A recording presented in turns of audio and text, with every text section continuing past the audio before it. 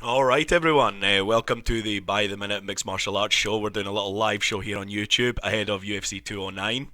We've got about 6 hours till the prelims start on UFC Fight Pass. We've got a couple of bits of news I want to talk about, and then we will go on to some predictions.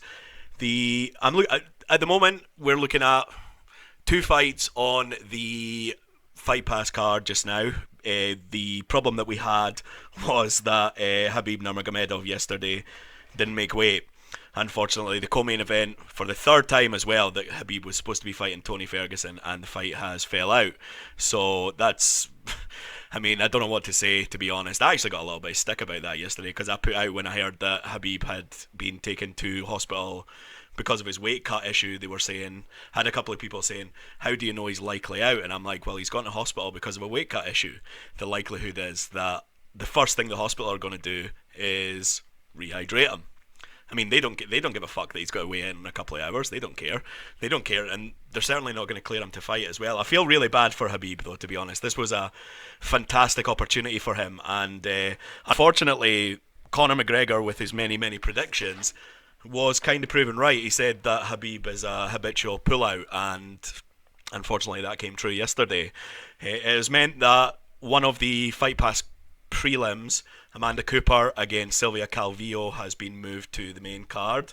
We had Amanda on the show last week if you want to check the channel, and we'll do a little preview of that in a second. Before we get to UFC 209, if you want to leave some comments, if you go to bytheminute.co, you'll see the live chat. There are comments below if you want to get involved in that as well. I'm very much aware of the fact that this is the first time we've done this, so who the hell knows what's going to happen. There might be two people watching. I don't care. This is more a test to make sure that everything's okay. If there's any audio issues, let me know, because I'm a technophobe and there's always a good chance of that. So Michael Bisping and GSP got announced this week. GSP was obviously making his return after 3 or 4 years out. I really have to be honest and say I can't defend this fight. I really don't like this. I think that GSP has never fought a middleweight before. I have no issue with GSP making his return and getting a title shot. I really don't have an issue with that.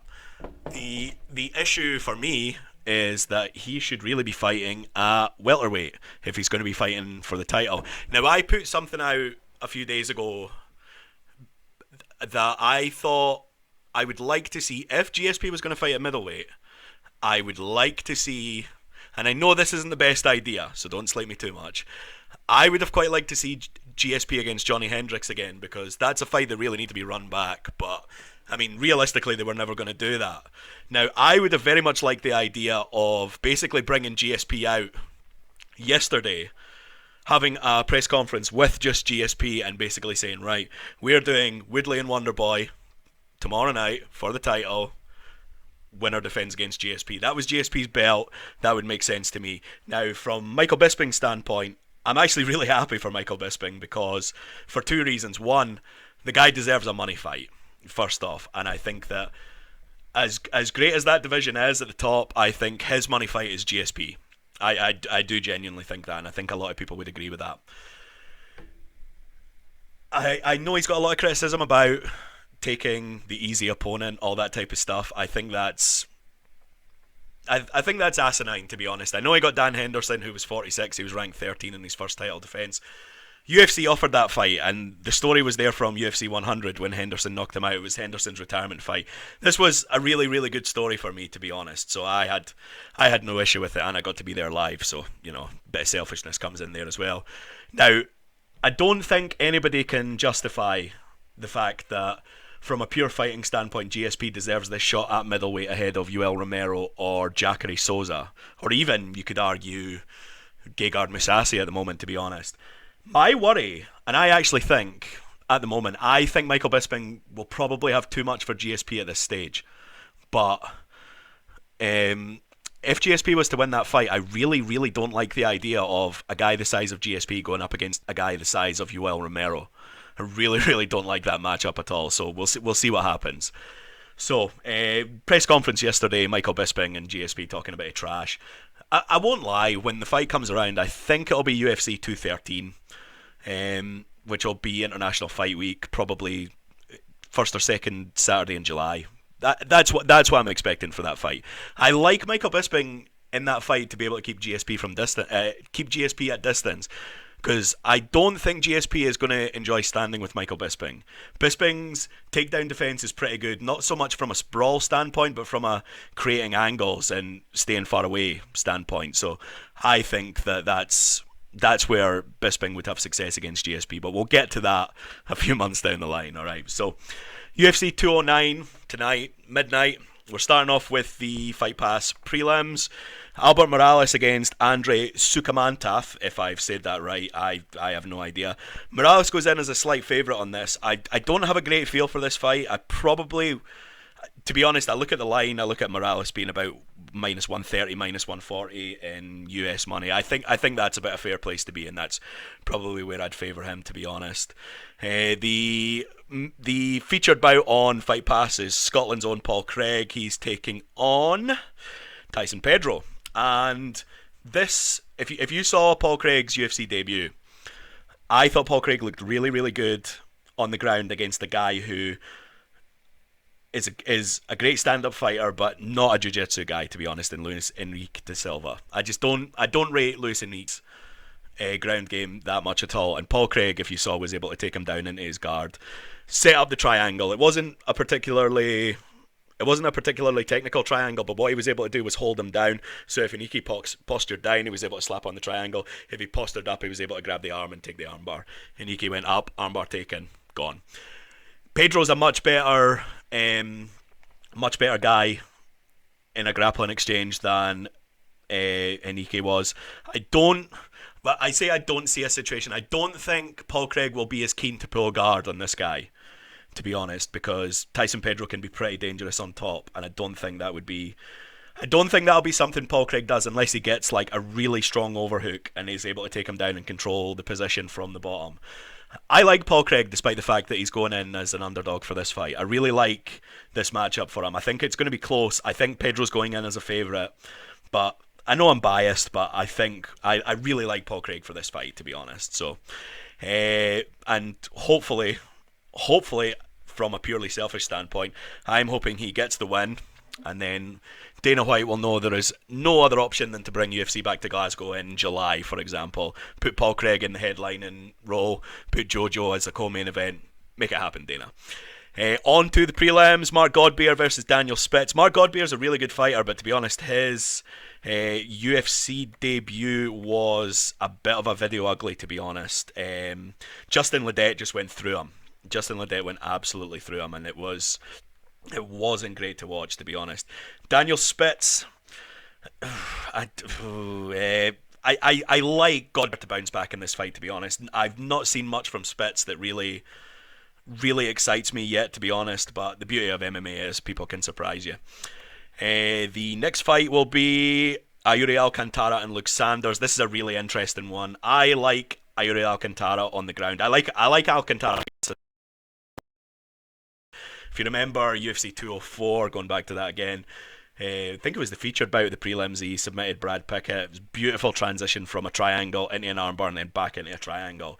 And Alcantara, to be honest, that is where he's going to have a lot of joy. So I like Alcantara in price, to be honest. If I should be betting on him, he's a slight underdog, so I may have a bet on that.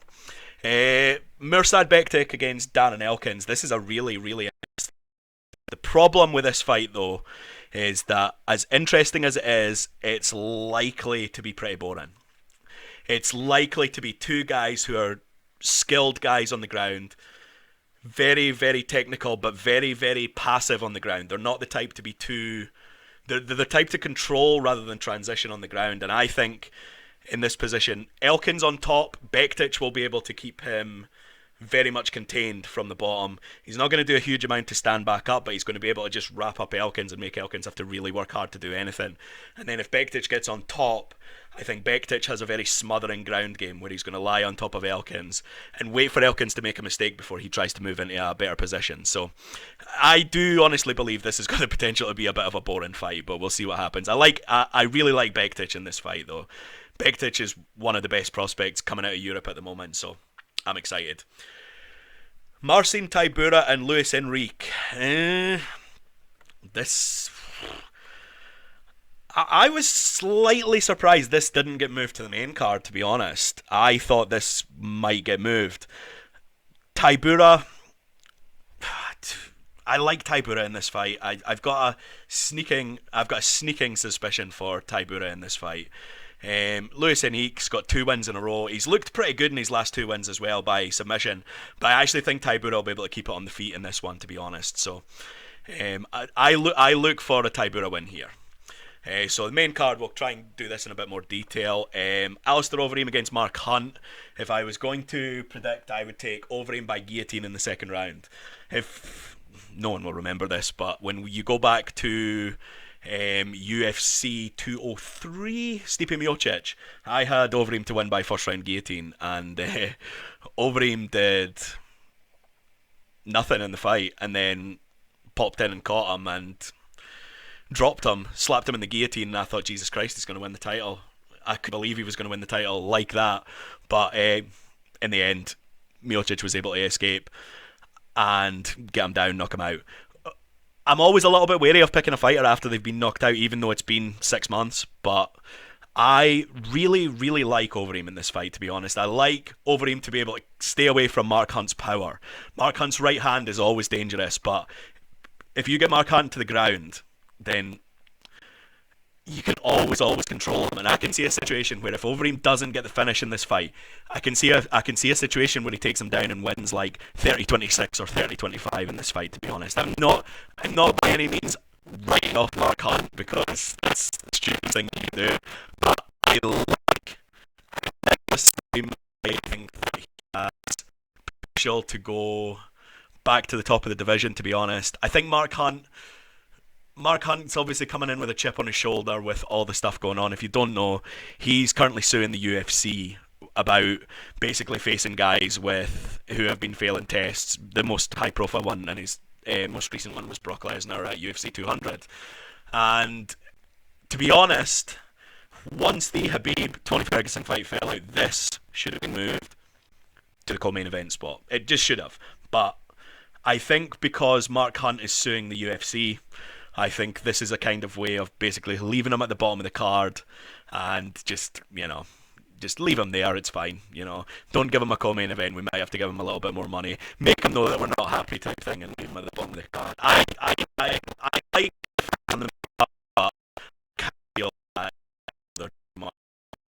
never write off Mark Hunt's power, but I think that Overeem is going to be able to take him down.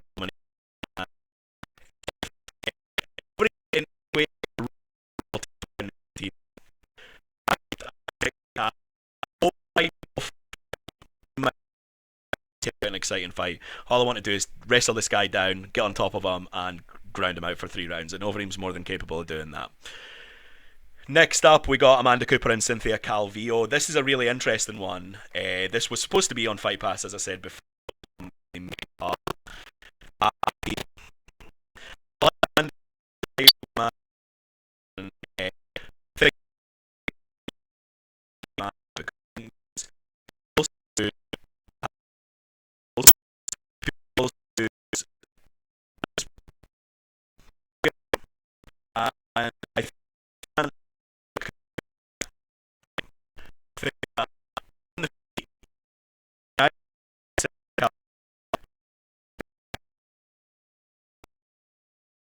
I think she's a pretty good grappler.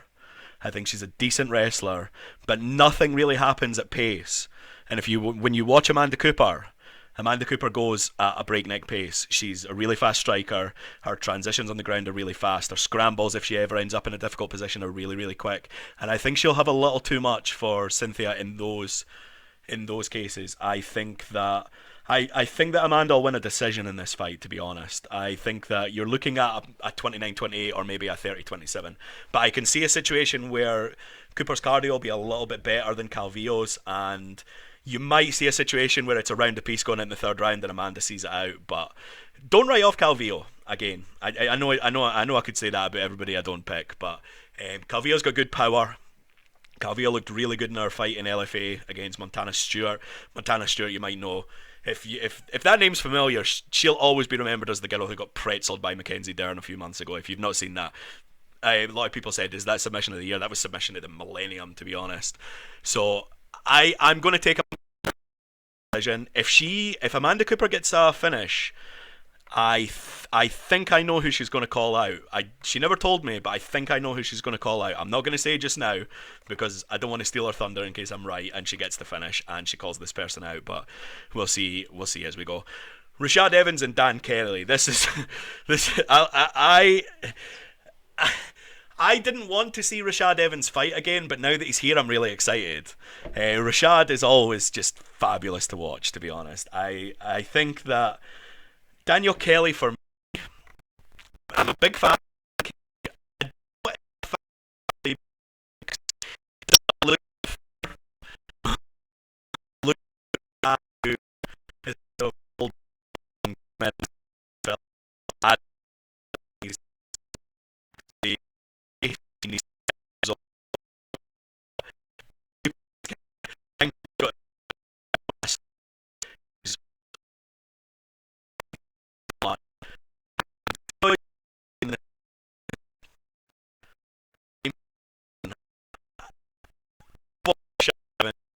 Rashad is one of the most exciting characters ever to fight. I wonder if Rashad would say, no, you can go out.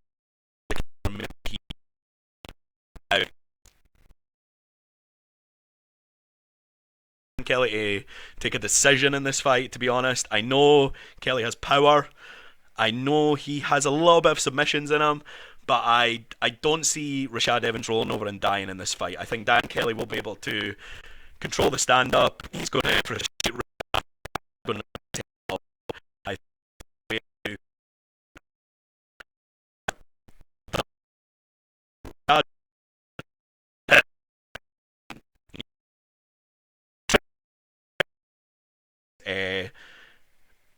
this is Rashad.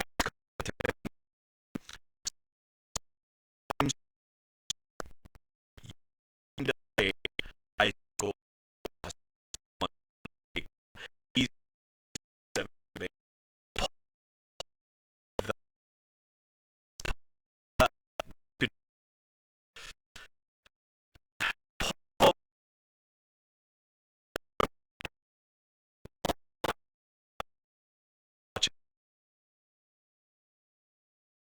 I'll take Dan Kelly by decision.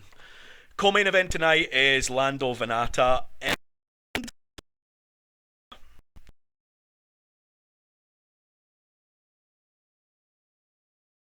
Lando Venata wins this. Lando's the next big dynamic striker in UFC at the moment. His knockout against John McDessie at UFC 206 was just one of my favourites. The spinning wheel kick, the walk away, just that way where he's landed it and he just knows it's done. I loved it. I thought it was absolutely brilliant, and I like as well. This is going to be a stand-up war, to be honest. David Taymur is going to want to stand with Lando Venati. He's going to want to beat him at his own game, and Taymur is capable on the feet. I think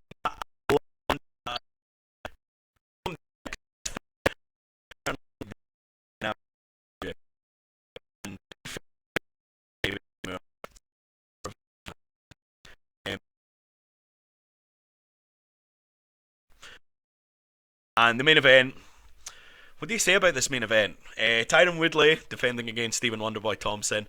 Everybody will remember UFC 205, a fantastic fight, an absolutely fantastic fight. And I don't think that the 47-47 scorecard can be argued. I genuinely don't think it can be argued. I thought Wonderboy was 29-28 up after 3 rounds.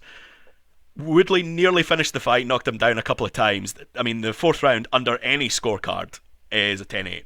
Even under the new rules. Even under the old rules, sorry. Even under the old rules, that was a 10-8. Under the new rules, that was the clearest 10-8 you've ever seen. I'm yet to see what would constitute a 10-7, but I don't think that was it anyway. And then Wonderboy won the fifth round. So, for the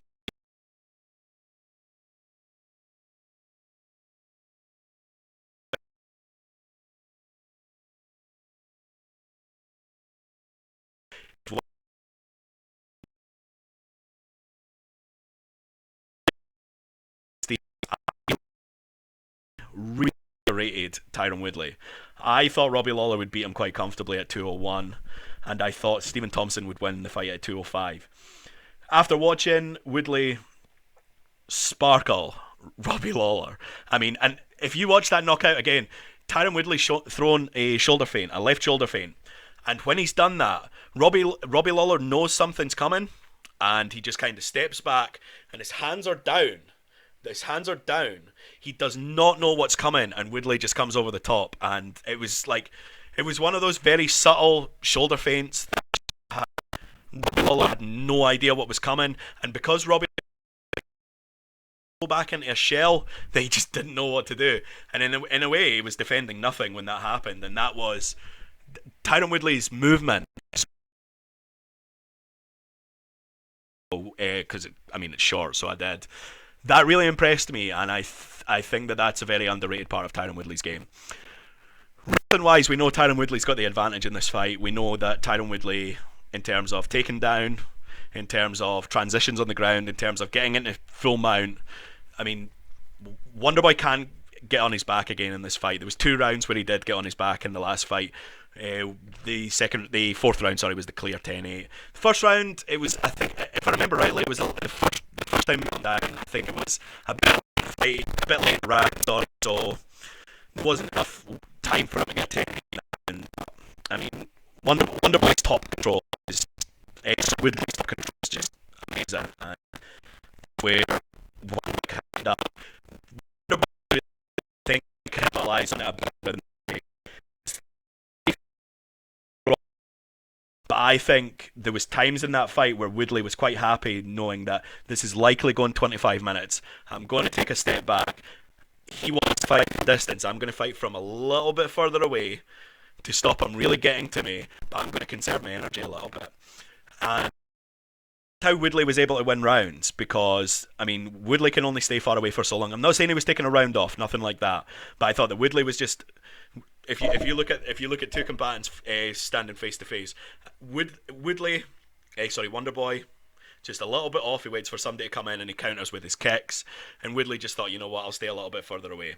And I think that if Woodley tries to do that in the middle rounds of this fight, if we go to the middle rounds, I think that's where Wonderboy really needs to push the pace, because Wonderboy's kicks are dynamic, Wonderboy's striking is good, and I think that in this situation, if you're Stephen Wonderboy Thompson, you don't want to allow Tyron Woodley to replenish his gas tank. I'm not saying that Woodley can't go 5 rounds, because I mean he's done it.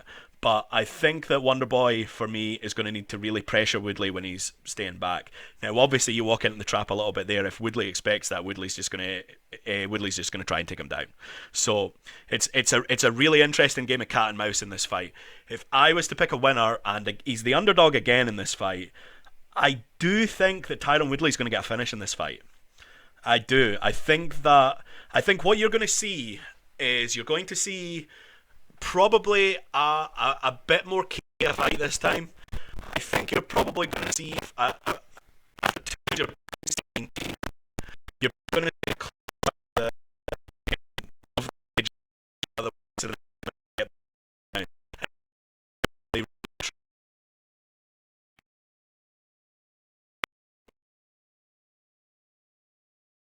round. If he gets Wonderboy down, then it's his fight. And I think that Woodley's going to come out a ball of fire in the 3rd round if it goes that far. And I really like Woodley round on top. And a bit TK. That's how I see this fight. I see Woodley fire because it doesn't in the round.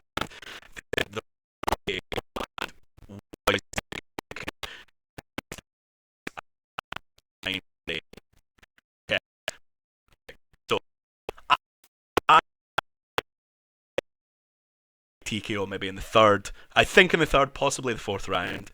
If this is again. Next up, I think that, well, I know that Damian Maia needs a title shot. I know Maia's taking a fight against Jorge Masvidal, but I really, really, really, really want to see Damian Maia get his title shot. And I think it's quite interesting because Maya could easily be by Martin.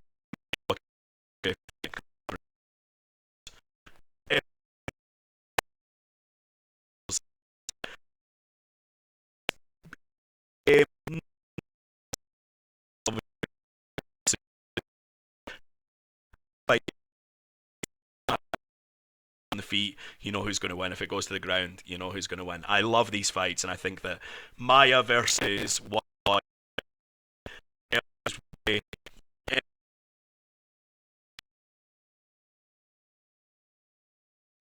it's more very interesting. So we wrap a few predictions because let's be honest, that's what we're here for. Tonight, midnight, if you go to ByTheMinute.co, we will have live coverage from midnight till about 6 a.m. And then what we're going to do at the end is that we're going to do another live show. We're going to review the card. We're going to talk about everything that's happened. We're going to look at who won the main event, who surprised us, who put in a disappointing performance, what's next for everybody, and we'll see how that goes. All right, so ByTheMinute.co, midnight tonight. We'll be going from first prelim to main event, text coverage. Come and join us. It's always good fun. I always appreciate comments as well because the comments are great. Keeps me going at daft o'clock in the morning. And the fact that I'm going to be doing a live video at 6 a.m. my time, I'm going to really appreciate it. So before midnight, if you subscribe to By the Minute MMA below, if you go and check out our videos, we had Amanda Cooper on last week. She was really good fun. Apologies for a couple of audio issues. I don't actually know what happened there because audio, it's exactly the same, but I don't know what happens on YouTube. Check it out anyway. It's not as bad as I'm making it out, but it'll get a little bit frustrating once or twice in the video. There's also an interview with Brett Johns ahead of UFC London, so check that out. We've got another interview coming up, I think over the next few days, maybe tomorrow, but probably next weekend. We will get that to you when we can. See how to log out of this, so